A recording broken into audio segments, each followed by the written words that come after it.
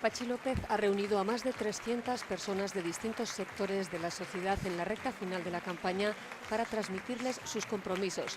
López ha defendido el concepto del ciudadano, la de individuos libres, iguales en derechos y sin ataduras identitarias.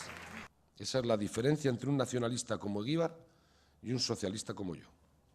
Algunos quieren construir identidades, quieren coger a las personas diferentes y amoldarlas a un corsé establecido, quieren uniformarnos en la única identidad verdadera, la suya, y yo quiero formar ciudadanos.